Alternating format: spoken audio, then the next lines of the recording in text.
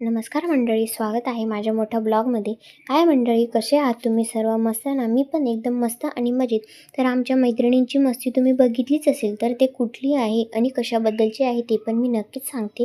त्याआधी मी माझा ब्लॉग तुमच्यासोबत शेअर करते. तर आज स्वयंपाकात आहे भरीत आणि माझ्यासोबत मला मदत करणार आहे भाविन पाटील. त्याआधी मी माझी देवपूजा करून घेतली. मी त्यांचं नाव जरी घेतलं असेल तरी ते या पूर्ण ब्लॉगमध्ये तुम्हाला कुठेच दिसणार नाही, कारण त्यांनी अट ठेवली की मला थोडंसंसुद्धा कुठे पण घ्यायचं नाही, नाहीतर मी तुला मदत करणार नाही. त्यांच्या या गैरव्यवहाराकरिता आणि गैरशब्दांकरिता मी खरंच त्यांना कुठेच घेतले नाही. ते वांगी भुजतात तोपर्यंत मी माझी सर्व चॉपिंग करत होती आणि मला आठवलं की अरे, आपण तर व्हिडिओज घेतला नाही चॉपिंगचा, आपण ब्लॉगिंग करतो, व्हिडिओ घ्यावा लागेल. तोपर्यंत माझा खरंच पूर्ण स्वयंपाक होऊन गेला. आम्ही जेवणं वगैरे केली. त्यानंतर मी थोडाफार आराम केला.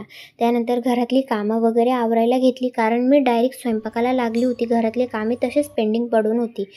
तसंच जास्त कामं पण होती, म्हणून मी जास्त काम तर काम, पण मी गॅस पण साफ वगैरे केला, म्हणजे डायरेक्ट घसूनच घेतला.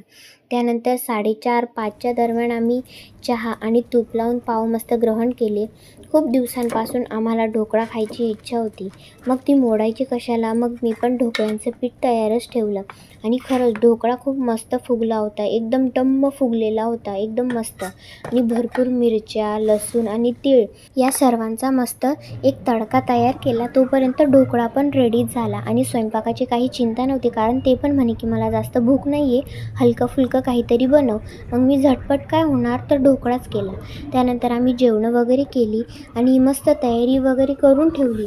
कुठे जाण्यासाठी तर प्रवचनला जाण्यासाठी.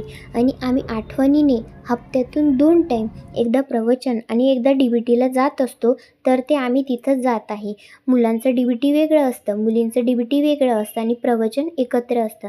आणि आम्ही रस्त्याने जात होतो, तर तिथे पण रस्त्यामध्ये डेकोरेशन झालेलं होतं, तर तिथे पण लग्न होतं आणि मी पण आज रात्री एका हळदीला जाणार होते.